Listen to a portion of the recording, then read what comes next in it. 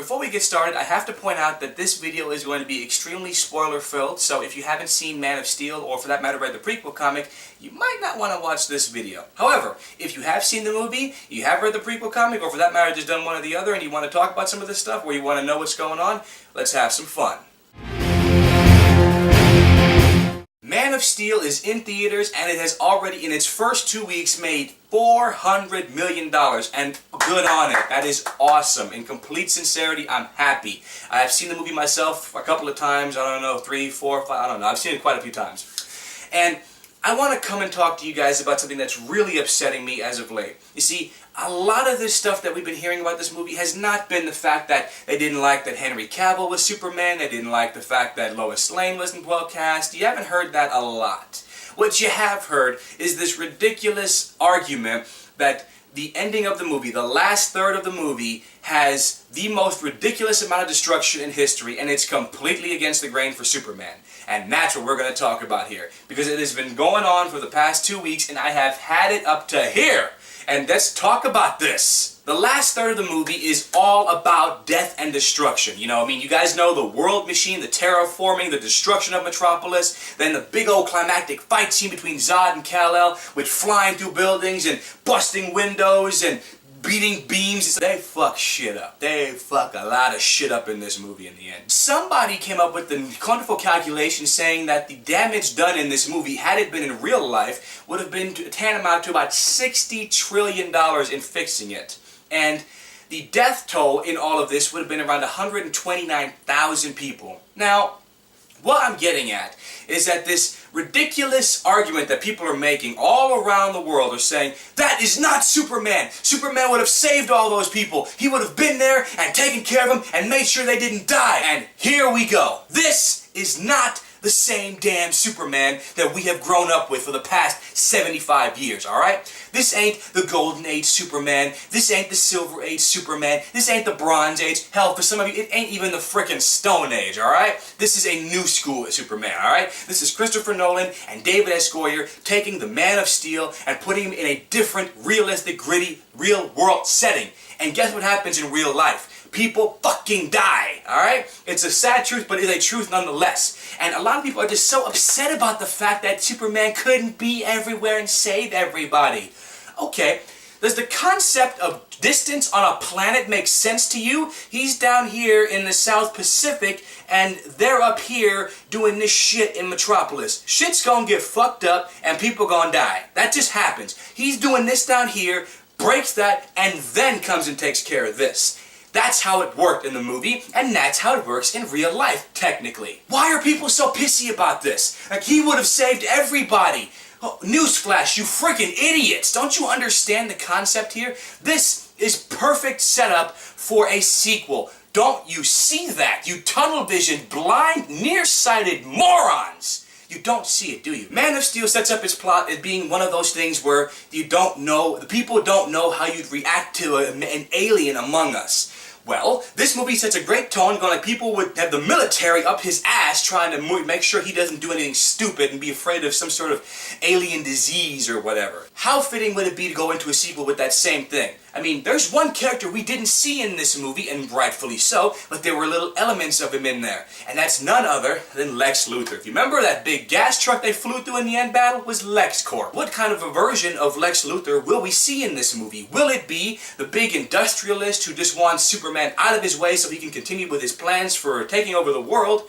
Or, and what I think it could be, is he the President Lex Luthor? And it would fit so well into this universe if Kal-El tries to prove to the world that they can trust him, that he has to make them trust him.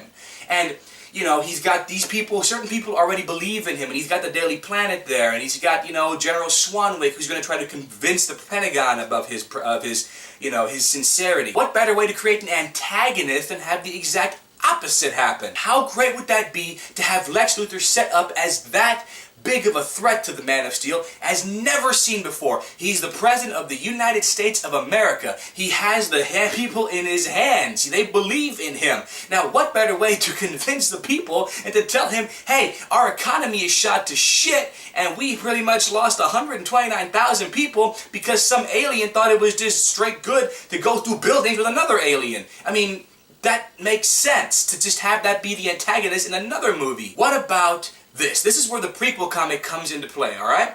If you look back at the movie where Kal-El goes into the ship, the alien Kryptonian ship, and he unearths that one thing, he wipes the dust away and there's that decaying body, right? But if you take a look, there's a wider shot there that shows another capsule behind him, and it is clearly empty. And in the prequel comic, it is all about Kara Zor-El. That's right, Supergirl. And she's not in that capsule, is she? So, how about this concept for a sequel? They say that the Pentagon was going to deny that thing being there all around. Well, who is to say that Lex Luthor wasn't there before anybody else was? I mean, why wouldn't he be? He'd probably be drilling for something. I mean, hell, come on, it's Lex Luthor, right? What if he found that ship first, and he actually has Kara and some of the alien tech, the Kryptonian tech?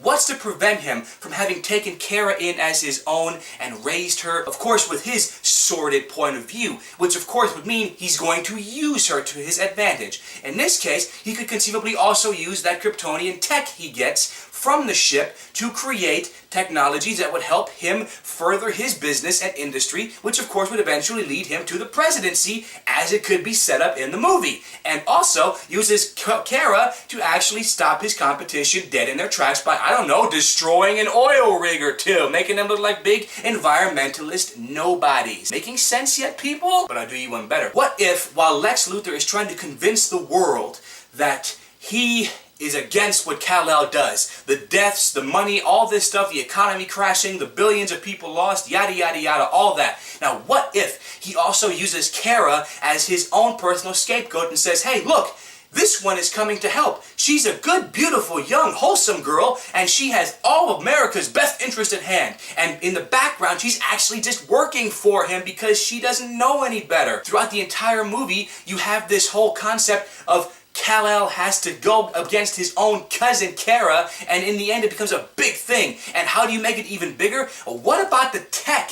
that Lex may have also recovered from that Kryptonian ship, which he tries to make himself even more of an industrialist, has an AI in it, a Kryptonian AI, and once it becomes self-aware, wishes to destroy humanity and enslave the entire universe. Hello, Brainiac. Do you see where they could go with this? It could go into so many different directions. That's just my mindset. That's what I think would be really cool to see. If you're trashing this movie because of that fact, only because there's so much destruction, it's realistic and tone, alright? It's not going to be the whole big blue Boy Scout thing that everybody expects. Because that's one of the things that also pisses me off, right? Those same people who are now complaining about how this movie ends with a big destruction and he couldn't save everybody, they're the same people who will bitch if he had been there for everybody. They'd have been like, well, he couldn't have been everywhere and saved everybody. He's not that fast. And, oh, he shouldn't have been able to save that building, and it should have structurally fallen here, and that person shouldn't have survived that. And, you know, it would be those nitpicking idiots who would be doing the same thing in reverse had they made him such a life-saving big blue Boy Scout that he has been for the last 70 plus years. These are the same people that you will not satisfy come hell or high water. You won't.